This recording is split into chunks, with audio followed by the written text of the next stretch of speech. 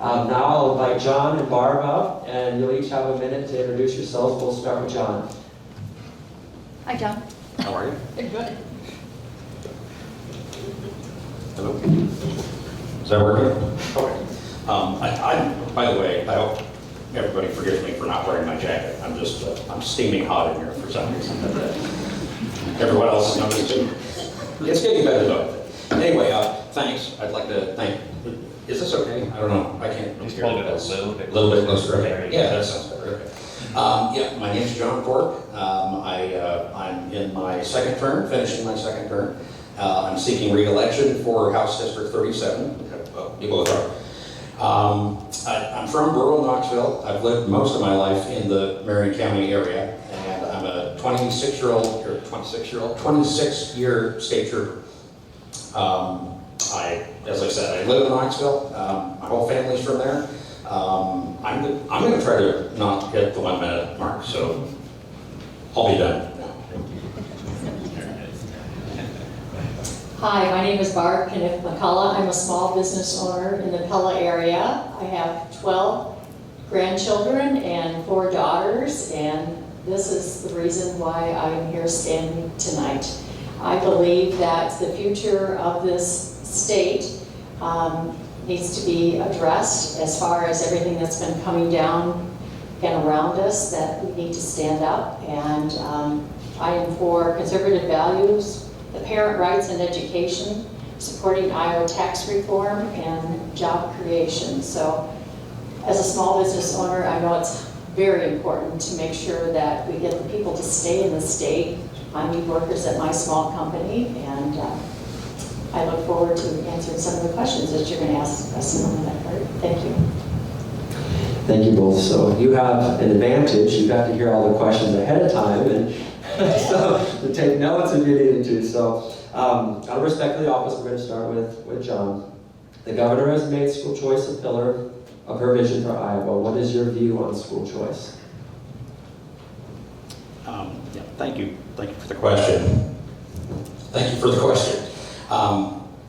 First of all, I would have to echo what Representative Height said. We've done several things that have expanded school choice, some things last year that I was very proud about, particularly making open enrollment much easier, or at least not only easier, but just a smoother process, and more options were made out of that. Also, charter schools. And I think there are several things that we have done to expand the whole concept of school choice. When it comes to the vouchers, which I think is what the question is pretty well driven towards, I'm a big believer that our government is supposed to operate slow, or at least, obviously the executive branch has to respond quickly in a lot of emergency situations and what have you. But when it comes to crafting law, I think our framers set the system up so it's supposed to operate slowly. I'm a big believer in the legislature messes more things up. I mean, we mess up enough the way it is. I know you all feel that way, I feel that way. But if we take our time, if we're deliberate in our pace, I think we come up with a much better product. What I'm concerned about, the reason I bring that up, is we just passed the most sweeping tax reform bill, I think probably in everybody's lifetime. We don't exactly know, we have projections how all that revenue will shake out, but we don't really know yet. So until we have a little bit more of a solid ground underneath us, I think we need to just move slowly and look at this issue after we have a few more years under our belt with the tax structure. Well, I call it parent choice. I think that it needs to be given back to the parents to make those choices as to where the students actually end up in school. I think that competition is good, just as it is in my business. It sharpens us, and I think that children, in the choices with parents, the parents, mother and a father, had created this child, and thank you. And just from square one, they're saying what diapers that they should choose and what formula they should have. And so now I think that it's an opportunity for them to choose their education for the child also. So I like what the governor has done. I think it's a great idea. And as we have other tax dollars being used like for food stamps and for Pell Grants and that sort of thing, that we don't tell an individual that you can't utilize them at Casey's, you can't utilize them at Hy-Vee. This would be no different, that they should have that opportunity to choose. So I think it belongs back with the parents. So I call it parent choice.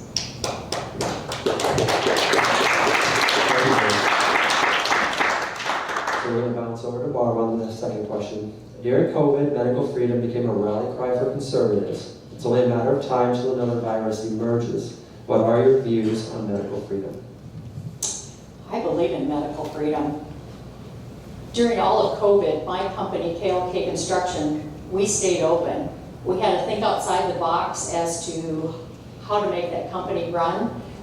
We were one of those infrastructure companies that were out there, and what we did is, you know, each day it seemed like we didn't know what was going to be coming towards us. How do we deal with this? How do we maneuver this? But all along, we allowed for our employees, if they didn't feel good about getting out there and working, sharing a motel room somewhere out there as we were doing our work, that was a choice that they had.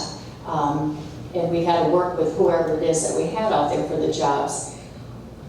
I think that each of us can make our own decisions in that respect. If you want to wear a mask, wear a mask.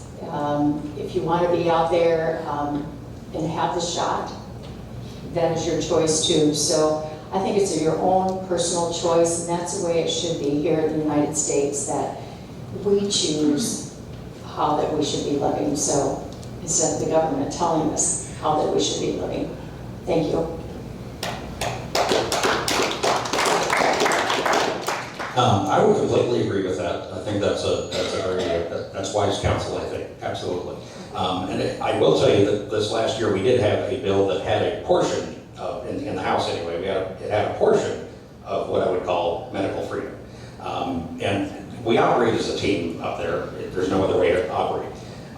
And you identify people who are steeped in certain areas of human endeavor. I mean, if there was some bill on dentistry, we happen to have a couple of dentists, so those are the people that I would go to and say, what do you think about this? You know, can you run me through this? I don't know much about dentistry.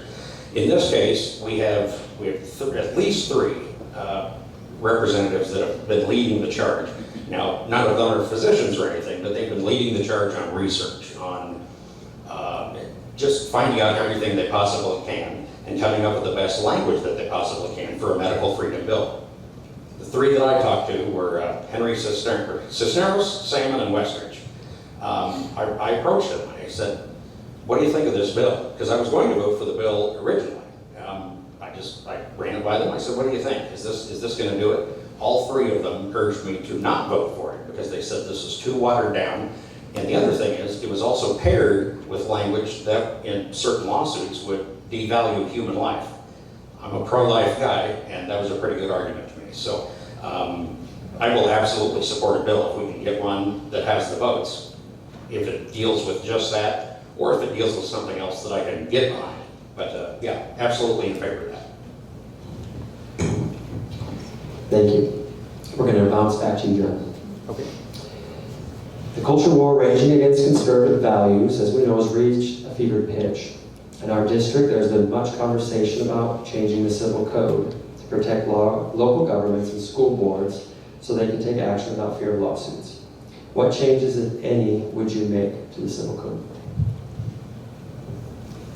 I'm not sure that I Would make any changes at this point. And Representative Height brought up a very good point. Most of these lawsuits are all federal. And that could be very frustrating. It's very hard to get anything passed at the federal level, obviously. But I don't actually think that's going to, I don't think it's going to do what people think it will. Sorry that's such a short answer, but that's about all I can give you on that one. Yeah, I think once you start changing the civil code, who knows where another piece might go. I don't know that that is the answer. Conservative values need to stay out there. We need to make sure that those value systems that we want, that we love, that we preserve, stay within Iowa. And we also need that across the United States, but definitely here. When I think of my 12 grandkids and my 4 daughters, I appreciate living here in Iowa, raising them up here, and want to make sure that what we do here in Iowa is for the best of our children and our grandchildren. So, Thank you. We're going to start back out with you here, Okay. Barb. So another issue dominating, as I mentioned before, Mahaska County. This isn't something that Keokuk's talking much about because it doesn't pertain to us, but is the issue of the carbon pipeline. What is your view on the carbon pipeline? okay, now I can't really speak to that one whatsoever because I don't know that much about the carbon pipeline. I need to find out more, so for me to speak to it would do it an injustice. So that's about all I can say on that. I learned more tonight than I have by listening to the other 2 individuals, and I'm curious to know what you say too, John. So I'm sorry, I'd like to know more about it. I have to admit that's kind of where I'm at too. I think if 10 years ago anybody had told this room that, hey, we're going to have this pipe going underground and squirting carbon across the state, I mean, I think all of us would have looked at him with a very perplexed look. And I think the task force that the governor's put together, I think that's going to give us some pretty good information. I will say in general, I'm not in favor of eminent domain being used. To me, it needs to be a very, very compelling public interest. And I have not seen anything at this point which would lead me to believe that this necessarily is a compelling public interest. So I also need to learn a lot more. Thank you. We're going to start back up with John. This is a final question. Parents across the county have awakened to the threats of CRT and emotional learning. But teachers in Iowa flouting state laws, what can or what should we do to protect further our children from harmful curriculum? Okay. It seems to me that most of the schools, in fact, I watched the video that I think, has everybody in here seen the video? Show of hands. Okay, there's a video, and I will put something up on my Facebook page about it so people can look at it. But basically, it's I guess I would say it's a combination of recordings made by, I'm not sure if it was one journalist or several, but they went in and talked to several administrators in several Polk County, I think Polk and maybe Dallas County school systems, and they asked about CRT, and the answers that the administrators gave were rather flippant. You know, kind of like, well, we can get around teaching it this way, or we can get around, you know, we could pretend we're following the law, but we aren't really. In any event, you really should watch it. It's pretty interesting. One of the things I thought to myself when I was watching that video is I noticed that there aren't any of those schools around here. Now, we don't know that some of those things aren't happening here once in a while, but I don't get complaints about that. I think that says some pretty good things about our school districts around here. One thing that I think we can do is, and Pella has been doing very well at this lately, Anita knows what I'm talking about, grassroots, getting people interested in running for school board who are going to stand up against that type of thing. So I think a lot of this needs to come from the grassroots, the local level. Again, I'm the kind of Republican I am. I don't want any larger system of government sticking their hands down into a local control issue if it can be helped. The other thing, one thing to think about is that we do have the Board of Educational Examiners that I think right now are looking pretty seriously at this, at the administrators that were in the video. I think it starts with the parents, again, being aware of what it is that the teachers and school systems are trying to make sure that our children know about. If we get the parents to come around the kids and make sure that what we don't want to see in the school systems is being pushed, looked at, that the opportunities to make some changes somewhere along the line is better if it starts right from home. home is where everything begins. The mother, the father, taking care of the child, making sure that the school systems that are out there and what they are learning. I like the fact that the teachers are going to have to put out there what it is that they're teaching so that the parents and even a grandparent can understand what it is that the kid is seeing during the course of the day. I think that that is pragmatic that that happened. So I think parents are waking up finally and saying, hey, I don't want that to happen. I'm taking this back and I'm going to make sure that my child is taught right from wrong. And when the good Lord made a man and a woman and said to go out and fill the earth with individuals, I think that he is in control, and that as long as we keep looking to him and asking him for guidance, I know he will stand with us and we will make good, right choices. Thank you. So that concludes the questions for the evening. Now you each have 5 minutes to speak on your behalf and any other issues that were addressed with the questions, and we'll start with you and we'll finish with Representative. Thank you. I appreciate both of you having us here today, Jean and Kurt, and everybody that came to listen to the issues at hand, that the questions that came before us. I just want to say that I believe in the state of Iowa. I believe in family issues. I believe in my Lord Jesus Christ, and I know that if I'm elected to run in the House seat for this district, that I will vote, I will listen, but I will vote on a conservative value system that promotes family, promotes small business, and that we need to do what's right. To me, less government is always better. Small businesses, don't put any more mandates on us. Let us do what we know that we can do. How do we gather more individuals to come to this state? Because it's a great state. How do we promote better the state of Iowa to say, hey, look at us, look what we've done, look where we've come.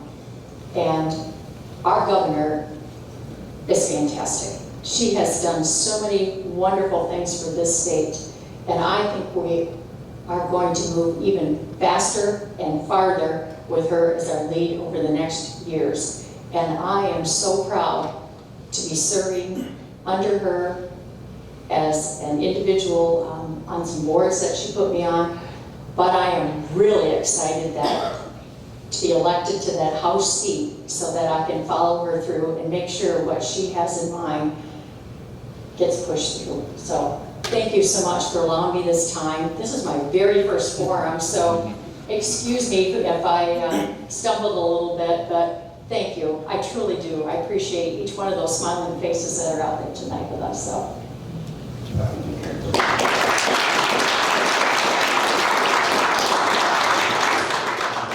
I'd like to once again thank everybody for coming in here on a completely serviceable Friday evening. And by the way, Barb, I know it's your first one, but you did very well as far as I can tell. So I'm probably not supposed to say that, but I think you did really, really well. Anyway, I'm going to tell you why I'm running again and why I want to be in the House for at least another 2 years. And there's three particular, these are not the only things. But since I have 5 minutes, I'll try to fill this with some human interest stuff. The Life Amendment. We have to pass the Life Amendment one more time. Hopefully, the whole Roe versus Wade thing is taken care of the way, I'm keeping my fingers crossed. I don't want to jinx it, but I think things are going in the right direction now. I'm sure everybody read the ruling, the leaked ruling. I'm hoping that works out. In any event, I think we're still going to need to pass the Life Amendment.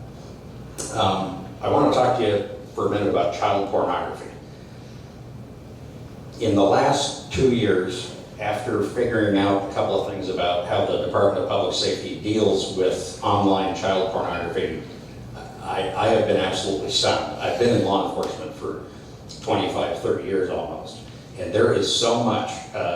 They gave a presentation to me, and they showed a map, and they showed all these different places where they know, because of what the internet provider is providing. The information comes in, the internet provider can say, hey, DCI, or hey, Burlington Police Department, or whatever, we have some type of child pornography material being transferred and pulled into a computer here at this location.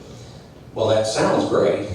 Well, it sounds terrible, but you know what I'm saying. That information is great for the conviction of someone. However, we have so few agents that they actually have to choose which kid has it worse. I only have time to work on one of these two cases. Which one looks worse? And to me, that just sends a shiver down my spine. So last year, we were able to get funding for 5 more criminal investigators specifically for that.